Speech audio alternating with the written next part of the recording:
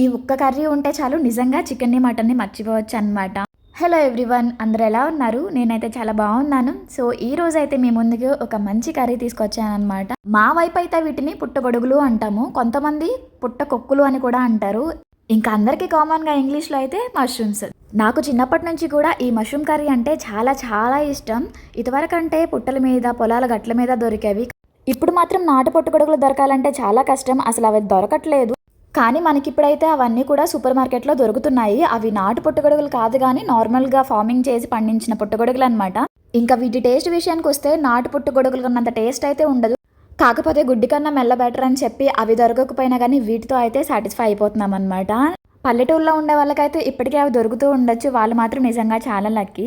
ఇంకా ఈ కర్రీ ఎలా చేసుకోవాలో ప్రాసెస్ చూపిస్తాను, వచ్చేయండి. ఈ కర్రీ వండడానికి ఏమేమి కావాలో చెప్తాను, చూసేయండి. మష్రూమ్స్, ఆయిల్, ఉల్లిపాయలు, పచ్చిమిర్చి, అల్లం వెల్లుల్లి పేస్ట్, సాల్టు, పసుపు, కారం, వాటర్, గరం మసాలా, కొత్తిమీర. ఇంకా ఎలా వండుకోవాలో చెప్పేస్తాను, చూసేయండి. ముందుగా మష్రూమ్స్ని మంచిగా వాష్ చేసుకోవాలన్నమాట. కొన్ని మష్రూమ్స్ తెచ్చి ఎక్కువ కాలం అయిపోతే పైన ఒక బ్లాక్ లేయర్ లాగా ఫామ్ అయ్యిద్ది, అది మనం చేత్తో తీసేసుకోవచ్చు అనమాట. మష్రూమ్స్ని మంచిగా క్లీన్ చేసేసుకోవాలి, వాటర్ పోసుకొని 1 or 2 times వాష్ చేసేసుకొని పక్కన పెట్టేసుకోండి. పక్కన పెట్టుకోవడం కాదు, ఒక్కొక్క మష్రూమ్ని 4 pieces కింద కట్ చేసుకోవాలి. జనరల్గా కొంతమంది మష్రూమ్లానే వండేస్తారు, కానీ అలా వండేస్తే ముక్క లోపలికి ఉప్పు కారాలు అంత మంచిగా వెళ్ళవని చెప్పి మా మమ్మీ అయితే కన్ఫర్మ్గా కట్ చేస్తారు మష్రూమ్స్ని. ఇంకా మష్రూమ్స్ అన్నీ కూడా మంచిగా పీసెస్ కింద కట్ చేసేసుకున్నాక ఆనియన్స్ని, పచ్చిమిరపకాయలని కూడా చిన్న ముక్కల కింద కట్ చేసుకుని పక్కన పెట్టేసుకోండి. ఇంకా స్టవ్ వెలిగించుకుని కడాయి పెట్టుకుని ఆయిల్ అయితే వేసేసుకోండి. అంతా ఇంత అని ఏం చెప్పట్లేదు, మీకు తెలిసిద్ది కదా ఒక నార్మల్ కర్రీ ఎలా వండుతామో అలాగే అనమాట. ఇంకా నూనె మొత్తం మంచిగా వేడెక్కేసాక మనం ముందే కట్ చేసి పెట్టుకున్న ఉల్లిపాయ ముక్కలు, పచ్చిమిరకాయ ముక్కలు వేసుకుని మంచిగా ఫ్రై చేసుకోవాలి. ఉల్లిపాయ ముక్కలు త్వరగా ఫ్రై అవ్వడానికి కొంచెం సాల్ట్ కూడా యాడ్ చేసుకుని ఫ్రై చేసుకుంటే చాలా ఫాస్ట్గా ఫ్రై అయిపోతాయి. ఉల్లిపాయ ముక్కలన్నీ మంచిగా ఫ్రై అయిపోయినాక కలర్ మొత్తం మారిపోయింది అని అన్నప్పుడు మనం ముందే కట్ చేసి పెట్టుకున్న మష్రూమ్ ముక్కలన్నీ కూడా దీనిలో వేసేసి ఒక 2-3 సార్లు గరిటతో తిప్పుకోవాలి. ఇంకా కర్రీకి సరిపడా సాల్ట్ అయితే వేసుకోవాలి, తర్వాత కొంచెం పసుపు యాడ్ చేసుకోవాలన్నమాట. ఇంకా అలా ఉడుకుతున్నప్పుడే అల్లం వెల్లుల్లి పేస్ట్ కూడా యాడ్ చేసుకోవాలి. నేను ముందు వీడియోస్లో కూడా చెప్పాము, మేము కన్ఫర్మ్గా రోడ్లోనే దంచుతామన్నమాట. సో ఇంకా అలా మష్రూమ్స్లో వచ్చినటువంటి వాటర్ మొత్తం ఎగిరిపోయే వరకు అలా మంచిగా ఫ్రై అయిపోవాలి. ఇంకా వాటర్ మొత్తం ఫ్రై అయిపోయి కర్రీ దగ్గర పడింది అనుకున్నప్పుడు కారం యాడ్ చేసుకోవాలన్నమాట. సో మా మమ్మీ అయితే ఇక్కడ 2 కారాలు వాడుతున్నారు, ఒకటి పచ్చికారం, ఒకటి కూరల్లో యూజ్ చేసే ఎండు కారం అనమాట. ఈ 2 కారాలు కొంచెం కొంచెం యాడ్ చేయడం వల్ల కర్రీకి అయితే మంచి టేస్ట్, మంచి కలర్ కూడా వస్తుంది అనమాట.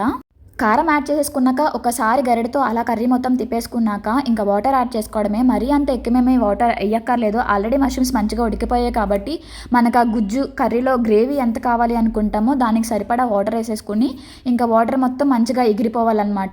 ఇంకా అలా కాసేపటికి వాటర్ మొత్తం ఎగిరిపోయినాక కర్రీ దగ్గర పడిపోయింది అనుకున్నప్పుడు ఒకసారి సాల్ట్ చెక్ చేసుకుని అడ్జస్ట్ చేసేసుకుని తర్వాత గరం మసాలా యాడ్ చేసుకోవాలి.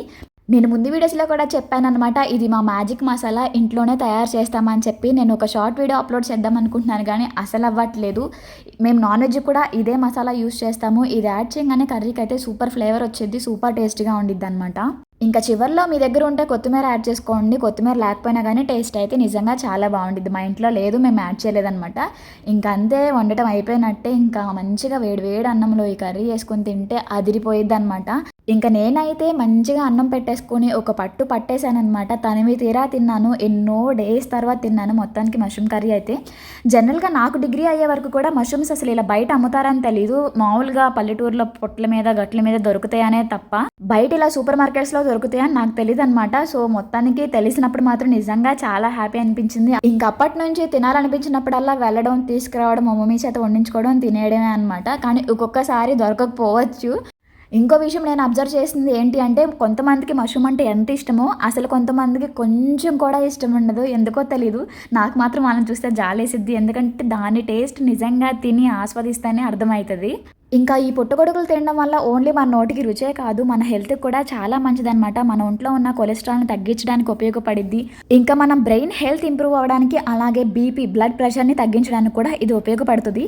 ఇంకా మనందరికీ ఎంతో ఇంపార్టెంట్. మనం వెయిట్ లాస్ అవ్వాలి అనుకున్నా కానీ ఈ మష్రూమ్స్ అయితే ఎంతో కొంత మనకైతే ఉపయోగపడతాయి అన్నమాట.